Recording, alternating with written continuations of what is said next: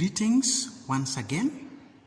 Today we have the pleasure to present KCSE 2021 Chemistry Practicals, that is paper 3. Question 2 tested determination of freezing point of a solid. Join me as we go through the question and learning together. So, question 2 read, you are provided with solid D. You are required to determine the freezing point of solid D. Procedure: fill a 250 ml beaker with about 200 cubic centimeter of tap water and heat the water until it boils. Students, paper 3 tests you on ability to handle apparatus correctly. So I believe as we go through this procedure, you should be able to follow each and every one of these procedures and do the correct thing in a laboratory. Secondly, we were supposed to place all solid D provided in a dry test tube and insert a thermometer into the solid. Remember, your water is boiling as you continue with the procedures. Thirdly, place the test tube in the boiling water. So we were to boil, or rather, we were to heat our solid through a water bath. So place the test tube in the boiling water and allow the solid to heat until all melts. When the temperature of the melted solid is approximately 90 degrees Celsius, remove the test tube, wipe the sides with tissue paper, and place the test tube into an empty 250 millimeter beaker. I hope you are following and you are able to do exactly as the procedure is advising you. Now, at this point, we were supposed to start the stopwatch or clock when the temperature of the melted solid is exactly 85. That is when you are starting your stopwatch, 85 degrees Celsius. Now, the instructions continue that as the solid cools, measure and record its temperature every 30 seconds and complete table 3. Very clear instructions. I am sure no student would mess up. For instance, my worry is that some of us would actually put solid B into the 200 cubic centimeter of boiling tap water. That confusion should not arise if you follow the procedures as indicated. So here we are. Our table 3 is here, and it was awarded 3 marks, not 4, 3 marks. So let us fill it together with the student and discuss how the marks were supposed to have been given. So it is a discussion, so I'll assume I'm the student who did the experiment, and here we are. Remember, at time 0, your temperature was exactly supposed to be 85. We will learn more about this figure as we award marks. After 30 seconds, my temperature dropped to 82.0. Next, I had 80.5. Then I had 78.0. Then it dropped to 75.5. Sorry, 75.5. Then it went to 72.0. Then 69.0. Again 69.0. It was like constant for some time here, and then it went to 67.5, and finally I had 65.0. So from our knowledge on freezing, we know at freezing point there should be constant temperature, and this was well explained in Form 1 under the kinetic theory of matter. So that is what we had as our table. For 3 marks, let us explain how the 3 marks were supposed to have been earned by the student. The first mark came from complete table. Complete table would earn the student 1 mark. So that means these spaces were how many? 1, 2, 3, 4, 5, 6, 7, 8, 9, 10, 11. If you completed the table with 11 readings, 1 mark would be yours. Now, if you didn't complete the table and you have between 6 and 10 readings, which means you only missed 1 or around 5 spaces that were unfilled, we would give you a half. But for those of us who would have less than 6 readings, there would be a 0. Again, the temperature indicated in the first reading, from the instructions, it was supposed to have been 85.0 degrees Celsius. So, if your value for the time 0 seconds is not 85, you will only get a half a mark for the complete table, because we have been instructed that as you start the stopwatch at 0 seconds, your thermometer reading should be 85 degrees Celsius. Good. Let's move to the second mark. It came from the use of decimal points. Use of decimals, and here we gave only a half a mark. Now, you know we were using a thermometer. So for the thermometer, 3 situations arise as far as use of decimals is concerned. 1, you can decide to give all your readings consistently as whole numbers. So take note of this. In as far as use of decimals is concerned, where thermometer is involved, we can allow you to use whole numbers consistently used in all your values. We can also allow your figures written to 1 decimal point, but there is a condition here. The decimal must be a 0.0 or a 0.5. Like you can see my table, I decided to use 1 decimal points consistently up to the end, and my decimal numbers are either 0 or a 5.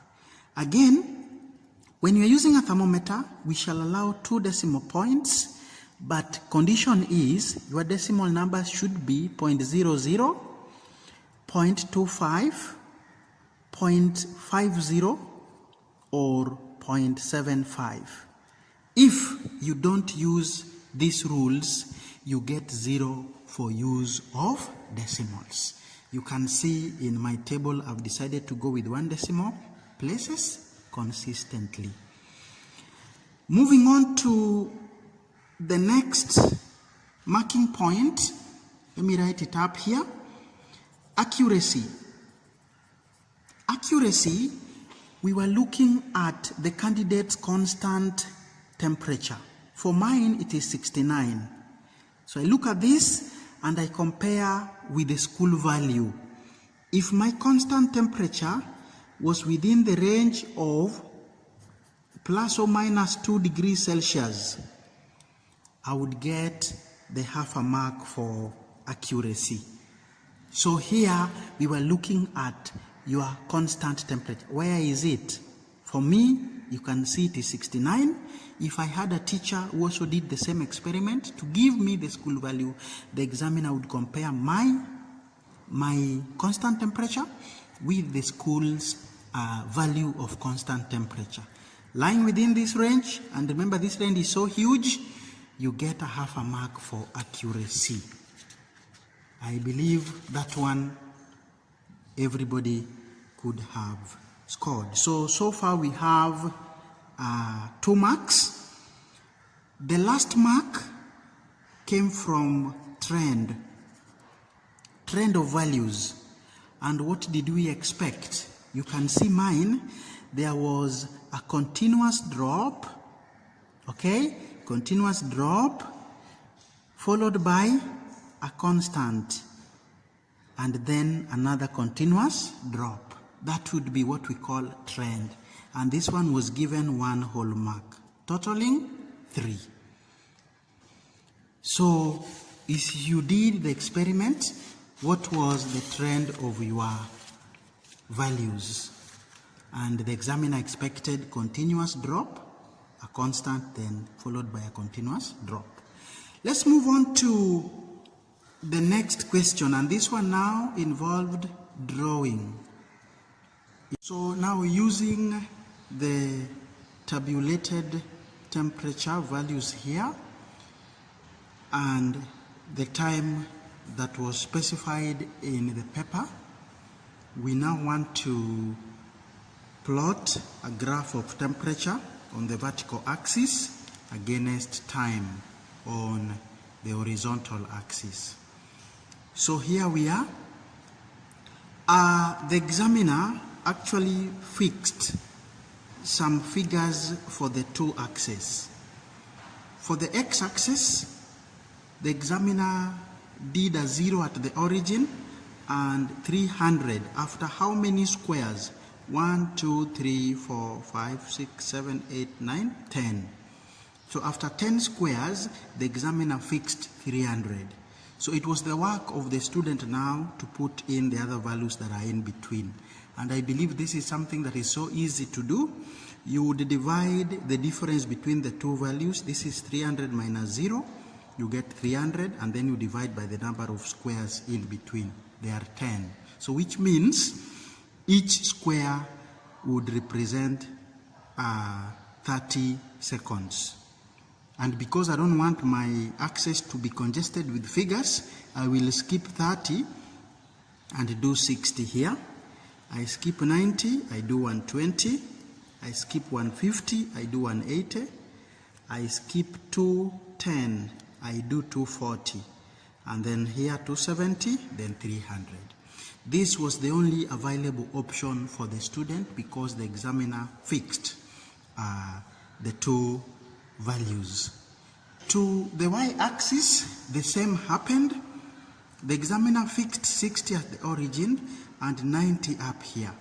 So the student was again supposed to fill in the correct figures in between using the same criteria that we have just used. So what you do, we count the number of squares that are in between. So this is 1, 2, 3, 4, 5, 6, 7, 8, 9, 10, 11, and 12. We have 12 squares between 60 and 90. So between 60 and 90, we have 30 degrees Celsius, which we are supposed to divide by 12 squares. This gives you a representation of 1 square for 2.5 degrees Celsius. So from 60, we would go to 62.5, but I want to skip it because I want my axis not to be congested. So 62.5, I'll do 65 here, then I'll do 70, then 75, then 80, then 85, and finally 90 up there.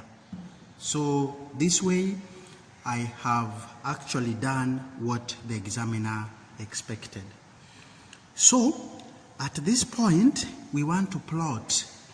And once again, I want to remind ourselves of the figures in the table because we cannot see them as I plot in the graph. We want to once again look at them and allow me to quote the pairs that we are plotting in case you are drawing the graph with me. So at time 0, our temperature is 85. We plot that point. At 30, our temperature is 82. So if you look at the scale we have used, the big square represents 2.5 degrees Celsius, but the smaller ones, these smaller ones now would represent a half degree Celsius. So 2 would be for 1 degree.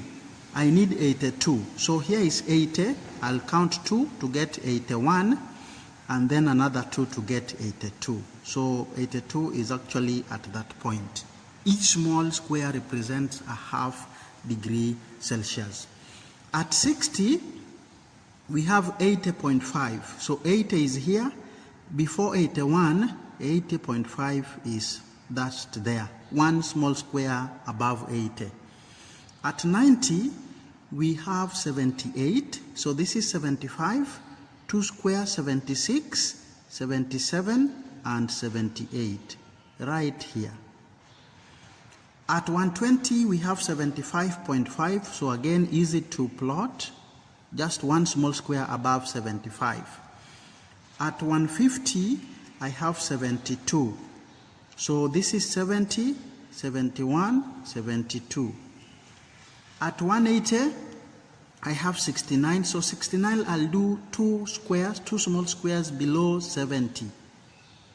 Because one small square represents half, so 2 would represent 1, and I need 69, which is 1 below 70. At 210, we maintain 69. At 240, we still maintain 69. Then at 270, we have 67.5. So this is 65, 66, 67.5 would be at that point. And lastly, at 300, we have 65 on the dot. So having plotted all our 11 points, we are now supposed to join using free hand so that we end up with a smooth curve. Don't force any point, just follow very, very smoothly till you get your graph moving very smoothly. So there we are. This would be the graph of temperature against time. Now, before we move to the next question, this graph was awarded 3 marks.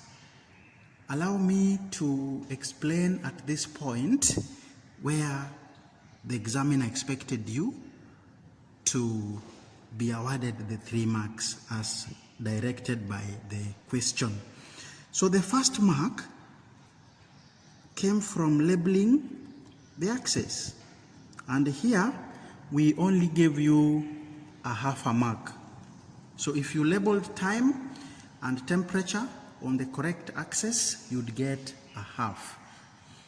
And of course, we did not insist on the units. We were to ignore, but if you used them like I have done, make sure they are correct. Good. The second marking point was on scale, and again we gave you half a mark. Remember, part of the scale had been fixed by the examiner, so the work of the student was at least eased. Third, we awarded marks for plotting, and here we had 1 whole mark. So we had 11 points to plot. If you plotted 10 to 11 correctly, you would get the 1 whole mark. If you plotted between 6 and 9 correctly, a half a mark. And then anything below 6 points correctly plotted would get you a 0. So far, there are 2 marks. The last mark came from the shape, and this one was awarded 1 whole mark, so that we have 3 in total. So what do we mean by shape? The expected shape was supposed to have followed our trend. So there was a horizontal line, there was a dropping curve that passes through the horizontal line here, and then continue to be another dropping curve. Mine here doesn't look very good, so allow me to make a small correction there. So here we are. This would be now the correct shape for 1 mark. I hope we can now do this on our own next time. So the last question for the paper, or for number 2 of practicals, we were now asked to use the graph in B to determine the freezing point of solid D. So what we do here, we need evidence from the graph. So using a ruler, a student was supposed to give evidence that he has actually read his graph. So you use a ruler here to make a straight line, joining your constant figures to the axis so that you're able to read. So giving this evidence was worth half a mark, and then now writing the figure 69 degrees Celsius in this space would give you the next half a mark, totaling to 1 mark. Candidates, that does it for number 2, paper 3, 2021 KCSE Chemistry. We are with you in this struggle, and we hope together we shall succeed. As usual, we plead that you share our link with your colleagues so that we give an alternative to classroom teaching. We supplement classroom teaching with such kind of videos. We continue to wish you the best, and thanks for being with us.